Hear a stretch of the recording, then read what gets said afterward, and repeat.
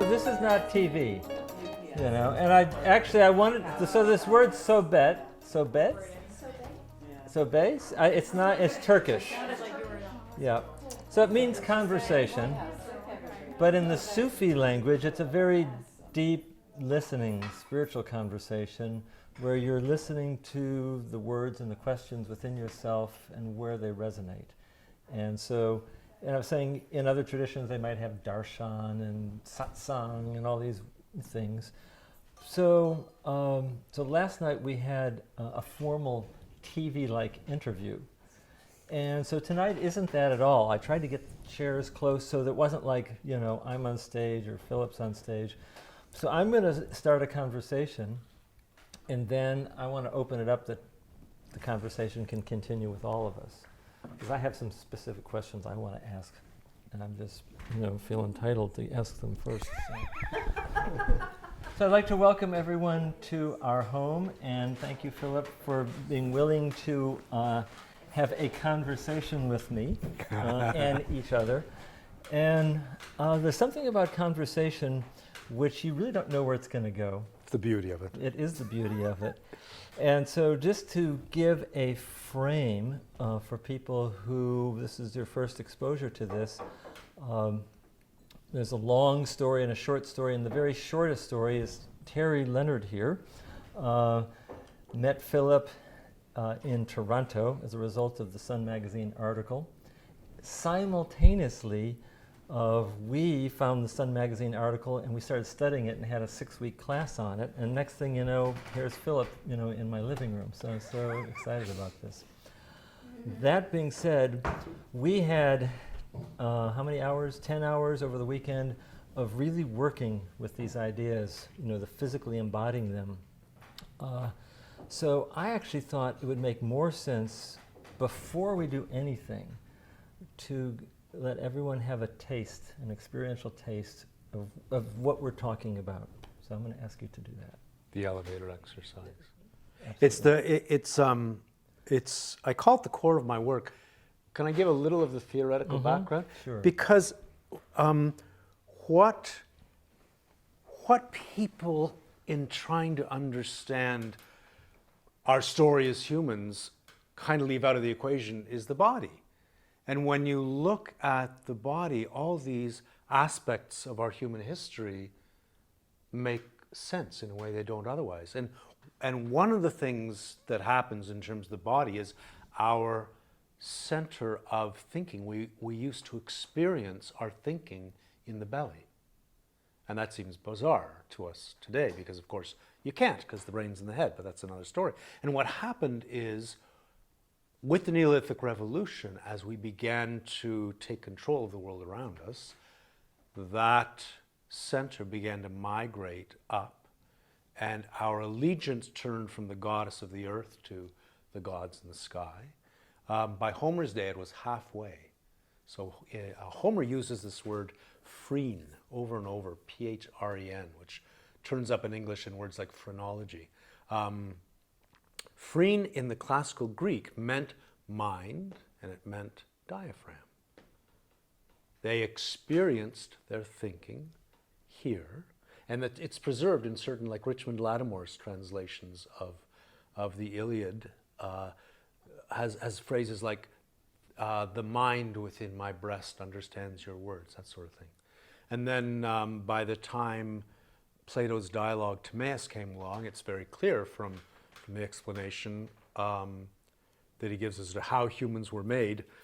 Timaeus is asked that, and he answers, well, first the gods fashioned this divine sphere based on the heavenly orbs, and then they realized it would get stuck in ditches and things, and so they had to grow it a vehicle with arms and legs and a trunk so it could move around. So already in Plato's day, the body is experienced as a vehicle and the head as our divine center. And what happened in that migration is we left the female pole of our consciousness and moved into the male pole, which has so detached itself or dissociated itself from the female that it believes it is the only intelligence, and the values that drive our culture are male values. They're in charge, and we continue, even though we are trying to politically amend our ways, we continue to demean the female. You have only to look at the examples of CEOs who are women to understand that it's not so much as they're women who can espouse the male values and play the game needed to uphold them. So understanding that migration, this elevator exercise sort of reverses 10,000 years in the evolution of our consciousness in a couple of minutes, which is kind of fun. To give you a bearing as to why we go down into the body, there's a lot of talk. We're so disembodied as a culture that we mistake listening to the body for embodiment. And it's a deeply corrupt metaphor, because if you are listening to the body, the metaphor says that the body's in the room next door. And to be embodied, you should put your ear to the wall to find out what's going on over there once in a while. So in my understanding of embodiment is listening to the world through the body, which is what our ancestors did. Their thinking was hand in hand with the world. Our thinking is dissociated from the world in its own little abstract realm. So there is an entire brain that rests within the pelvic bowl, known as the second brain. When I say it's an entire brain, it's separate, it's autonomous. It doesn't rely on the brain in our heads. You can cut the vagus nerve, which is the main conduit between them. It goes on doing its job, thinking, remembering, deciding, acting. And that brain is exactly where the female pole of our consciousness is. Its thinking is different. Its thinking is not verbal, the way the cranial brain is, but in the way that the cranial brain enables us to consciously think. The brain in the belly enables us to consciously be. And that's the quality we've sacrificed. So to do this exercise, it helps to locate the perineum. The perineum is in that region of ourselves that we'd all rather not talk about. And in fact, it's the little muscle that you use to stop yourself from peeing. And it's right in the middle of the pelvic floor. And the pelvic floor is what I think of as the ground of our being. So if you can find the perineum, that little muscle down there, and locate it, and then imagine running up through your body a hollow column. I think of it as the elevator shaft, and it includes the spine in the back, but sort of sits in front of it. And it runs right, you can feel it through your body, it runs right from the pelvic floor all the way up to the top of the scalp. This empty column, this elevator shaft. And up in the head, locate for yourselves the center of your awareness and allow it to manifest in any way it needs to. It can show up as a little sphere of light, or as a drop of oil, or as a diamond, or however it wishes to turn up. There it is. And you'll find, interestingly, that you can move it towards the back of your head. You can move it to the side. You can actually feel it moving around inside your head.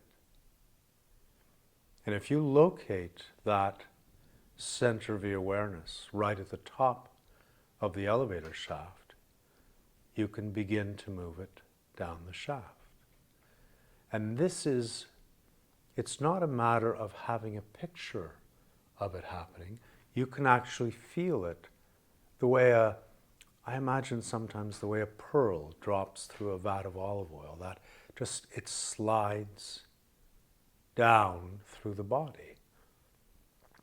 And it moves down slowly and continuously, down through the body, down until finally it comes to rest on the perineum. And if you find, as it's trying to drop down through the body, if you find it's stalled out somewhere,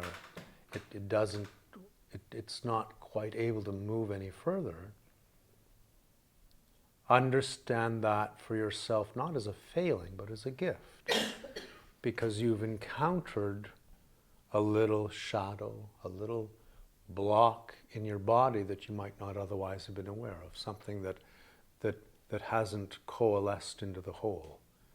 And if you offer that shadow your unconditional acceptance, your welcome, your love, it will begin to dissipate and soften.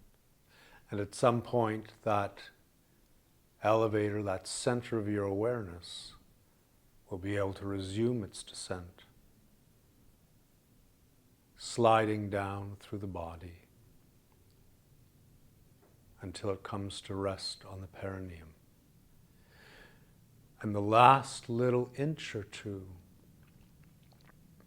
tend to be kind of crucial. You might think you're at the perineum, and then you check in and you might realize, oh, I'm still an inch or so above it. And if that's the case, be patient with it and loving of it, and allow it to drop down until it arrives on the perineum. And understand that when you arrive on the perineum, you're in a place of pure feeling. You're in a place that doesn't require supervision or comment or judgment. So give yourself permission to allow that to fall away. And allow yourself the luxury of that pure feeling. And understand that in that place of pure feeling, you are being so deeply informed in many, many subtle ways about this present moment.